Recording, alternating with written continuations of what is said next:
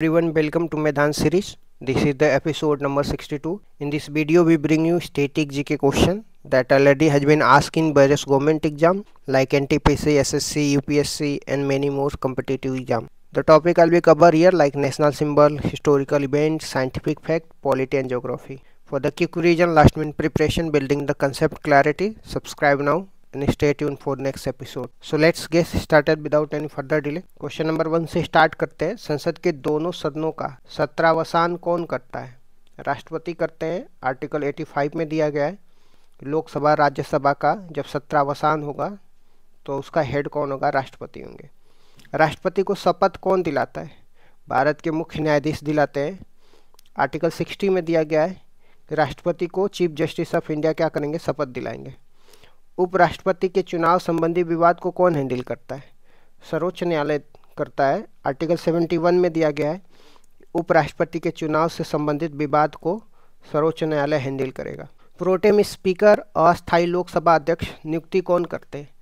राष्ट्रपति करते हैं। उच्चतम न्यायालय में न्यायाधीशों की संख्या में वृद्धि करने का अधिकार किसके पास है? संसद के पास है।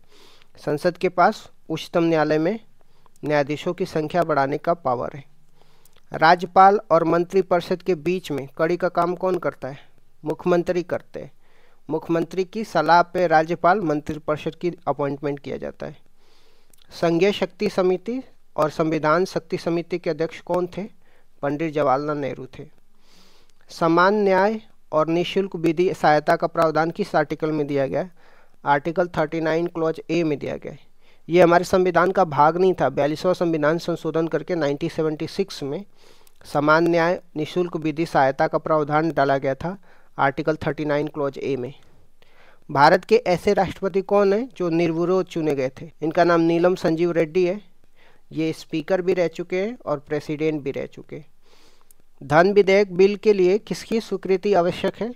तो जो मनी बिल होता है उसके लिए राष्ट्रपति का स्वीकृति बहुत ही आवश्यक होता है। वर्तमान लोकसभा में प्रत्येक राज्य के लिए स्थानों का आवंटन किस आधार पर किया जाता है? वर्तमान लोकसभा में प्रत्येक राज्य के स्थानों का आवंटन 1971 के सेंसस पे किया जाता है। संसद एक बार में लोकसभा के कार्यकाल में कितने समय के लिए वृद्धि कर सकती है? जब इमरजेंसी टाइम होता है तो पार्लियामेंट लोकसभा के कार्यकाल को एक बार में 1 वर्ष के लिए क्या कर सकती है? वृद्धि कर सकती है। भारत में सर्वाधिक मताधिकार के आधार पर प्रथम चुनाव कब हुआ था? तो पहली बार सर्वाधिक मताधिकार के आधार पर चुनाव 1952 में हुआ था। भारत की पहली राज्यसभा और लोकसभा बैठक कब हुई थी? तो भारत की पहली राज्यसभा और लोकसभा की बैठक 13 मई 1952 में हुई थी। संविधान के किस अनुच्छेद के अंतर्गत उच्च न्यायालय द्वारा दिया गया निर्देश परिवर्तित किया जा सकता है? तो संविधान के अनुच्छेद आर्टिकल 32 जो सुप्रीम कोर्ट के अंतर्गत और आर्टिकल 226 जो उच्च न्यायालय के अंतर्गत दिया गया निर्देश को परिवर्तित किया जा सकता है। यूपी में पहली बार महिला मुख्यमंत्री कौन बनी थी? उनका नाम सुचेता कृपलानी बनी थी। यूपी की पहला महिला राज्यपाल कौन बनी थी? सरोजिनी नायडू बनी थी। कोई भी धन विधेयक है या नहीं है इसका निर्णय कौन करता है? लोकसभा के स्पीकर बताते हैं कि कोई भी बिल मनी बिल है या नहीं है। किस संशोधन के अंतर्गत भूतपूर्व विदेशी राजाओं के प्रीवी वर्ष को समाप्त कर दिया गया? ये इंदिरा गांधी का टाइम था। 26वां संविधान संशोधन करके 1971 में जो राजाओं के पास पीवी वर्ष था उसको समाप्त कर दिया गया। नागरिकों के मौलिक अधिकार की रक्षा कौन करता है? तो सर्वोच्च न्यायालय करता है। आर्टिकल 32 में दिया गया है कि सर्वोच्च न्यायालय नागरिकों के मौलिक अधिकार की रक्षा करेगा। वर्तमान में कितनी सूचियाँ हैं? तो हमारे संविधान में वर्तमान में 12 सूचियाँ हैं। इकहरी या एकल नागरिकता ग्रहण हम लोग किस देश से किए हैं? हमारे संविधान में एकल नागरिकता हम लोग इंग्लैंड से ग्रहण किए। किस लोकसभा अध्यक्ष का कार्यकाल सबसे लंबा रहा है? बलराम झाखड़ जो लोकसभा के अध्यक्ष रहे इनका टाइम पीरियड सबसे लंबा रहा है। कौन सा व्यक्ति संसद का सदस्य नहीं होता है परंतु उसे संसद को संबोधित करने का अधिकार रहता है? अटॉर्नी जनरल जिसको महान्यायवादी बोलते हैं। आर्टिकल 76 में अटॉर्नी जनरल के पावर को दिया गया है। अटॉर्नी जनरल संसद का सदस्य नहीं भी रहता है परंतु उसे संसद में संबोधित करने का अधिकार रहता है। उपराष्ट्रपति राष्ट्रपति अनुपस्थित हो तो भारत के राष्ट्रपति पद को कौन संभालता है? सर्वोच्च न्यायालय के मुख्य न्यायाधीश संभालते हैं। जब उपराष्ट्रपति या राष्ट्रपति अनुपस्थित होते हैं तो भारत के राष्ट्रपति का पद सर्वोच्च न्यायालय के मुख्य न्यायाधीश संभालते हैं। देव शासन प्रणाली के जन्मदाता किसको बोला जाता है? लियोनस कार्टिस को बोला जाता है देव शासन प्रणाली के जन्मदाता।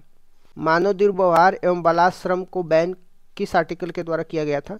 आर्टिकल 23 हमारे संविधान में फंडामेंटल राइट है, जिसमें दिया गया है मानव दुर्व्यवहार और बालाश्रम को बैन किया जाएगा। चाइल्ड लेबर हो गया, ह्यूमन ट्रैफिकिंग हो गया, इसको बैन किया गया, आर्टिकल 23 में दिया गया। जनगणना की शुरुआत कब होती है? तो जब हम जनगणना की बात करते हैं, इसकी शुरुआत 1872 के अंदर होती है। उस समय मायो वायसराय थे। वैज्ञानिक आधार पर 2 दशकीय जनगणना हुई थी, 1881 में हुई थी। उस समय वायसराय कौन था? रिपन थे। तो 2 बातें जनगणना से रिलेटेड आपको ध्यान में रखना है। 1872 में मायो के टाइम में पहली बार जनगणना हुई थी और दशकीय आधार पे जनगणना 1881 में हुई थी। उस समय लॉर्ड रिपन थे वायसराय। जनगणना कराने के लिए सर्वोच्च अधिकारी को क्या बोलते हैं? तो जनगणना कराने के लिए सर्वोच्च अधिकारी को जनगणना आयुक्त बोलते हैं या कमिश्नर कहते हैं। और भारत के पहले जनगणना आयुक्त कौन थे? WC प्लाउडेन थे। 2011 की जनगणना के क्रम में कौन सा नंबर की गणना थी? तो 2011 का जनगणना के क्रम में 15वें नंबर की गणना थी। स्वतंत्र भारत की बात करें तो 1951 से यह 7वें नंबर की जनगणना है और दशकीय आधार पर यह 14वें नंबर की क्रम है। किस दशक को महाविभाजक दशक कहते हैं और क्यों कहते हैं? तो 1911 से 21 के दशक को महाविभाजक दशक कहते हैं। इस दौरान जनसंख्या बढ़ने की बजाय कमी आई थी। 1911 से 21 के दशक में अकाल या महामारियों का प्रकोप होने के कारण जनसंख्या में वृद्धि का दर न्यूनतम था और इसके लिए वर्ष 1921 में महाविभाजक वर्ष कहते हैं। 2011 की जनगणना के समय आयुक्त कौन थे और इसका क्या आदर्श वाक्य था? 2011 की जनगणना के समय आयुक्त चंद्रमौली साहब थे और आदर्श वाक्य जो था, हमारी जनगणना हमारा भविष्य, आवर सेंसस आवर फ्यूचर। 2011 जनगणना के तहत भारत की जनसंख्या कितनी थी और विश्व में उसका क्या स्थान था? 2011 की जनगणना के तहत भारत की जनसंख्या 121.09 करोड़ थी और ये चीन के बाद दूसरा स्थान रखता था। वर्तमान में भारत पहले स्थान पर आ चुका है। 2001 से 11 के बीच में दशकीय वृद्धि कितनी थी? तो 2001 से 11 के बीच में दशकीय वृद्धि 17.7% थी। भारत में महिलाओं और पुरुषों की जनसंख्या का प्रतिशत कितना है जनगणना 2011 के अनुसार? तो महिलाओं की जनसंख्या 48.53% थी और पुरुषों की जनसंख्या 51.47% थी। क्षेत्रफल के अनुसार सबसे बड़ा और सबसे छोटा राज्य कौन सा है? तो क्षेत्रफल के अनुसार सबसे बड़ा राज्य राजस्थान है और सबसे छोटा राज्य गोवा है। क्षेत्रफल के अनुसार सबसे बड़ी और सबसे छोटी यूनियन टेरिटरी कौन है? तो क्षेत्रफल के अनुसार सबसे बड़ी यूनियन टेरिटरी लद्दाख है और सबसे छोटी लक्षद्वीप है। सर्वाधिक जनसंख्या वाला राज्य कौन सा है और उसका परसेंटेज क्या है? सर्वाधिक जनसंख्या वाला राज्य यूपी है। भारत की जनसंख्या का 16.51% निवास करता है यूपी में। दूसरे नंबर पे महाराष्ट्र आता है और भारत की जनसंख्या का 9.28%। और तीसरे नंबर पे बिहार का भारत की जनसंख्या का 8.6%। चौथे नंबर पर पश्चिम बंगाल है और भारत की जनसंख्या का 7.54 निवास। न्यूनतम जनसंख्या वाले राज्य कौन से हैं? तो न्यूनतम जनसंख्या वाला राज्य सिक्किम है, जिसमें जनसंख्या 0.05% है। उसके बाद मिजोरम का है 0.09%। उसके बाद अरुणाचल प्रदेश का 0.11% है और गोवा का 0.12% है। सर्वाधिक दशकीय वृद्धि किस राज्य में हुई थी? तो सर्वाधिक दशकीय वृद्धि मेघालय में हुई थी 27.9%। न्यूनतम दशकीय वृद्धि ऋणात्मक किस राज्य में हुई थी? तो नागालैंड में हुई थी, जहाँ जनसंख्या बढ़ने के बजाय कम हुई थी। ये 0.6% थी माइनस में। यह भारत का एकमात्र राज्य है जहाँ 2011 की जनगणना के अनुसार जनसंख्या वृद्धि दर ऋणात्मक। भारत का 2011 जनगणना के अनुसार जनघनत्व कितना था? तो भारत का जनघनत्व 382 प्रति व्यक्ति किलोमीटर स्क्वायर है। सर्वाधिक जनघनत्व वाला राज्य कौन सा है? तो सर्वाधिक जनघनत्व वाला राज्य बिहार है, जहाँ 1106 प्रति व्यक्ति किलोमीटर स्क्वायर में रहते हैं।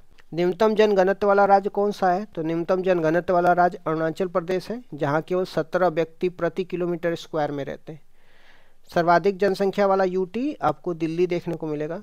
सर्वाधिक जनसंख्या घनत्व वाला क्षेत्र राज्य या यूटी कौन सा है? तो भारत में सर्वाधिक जनसंख्या घनत्व वाला क्षेत्र दिल्ली है, जो बिहार से 10 गुना अधिक। न्यूनतम जनसंख्या वाला यूटी कौन सा है? तो लक्षद्वीप है और 2011 के अनुसार भारत का लिंगानुपात, जिसको सेक्स रेशियो बोलते, कितना था?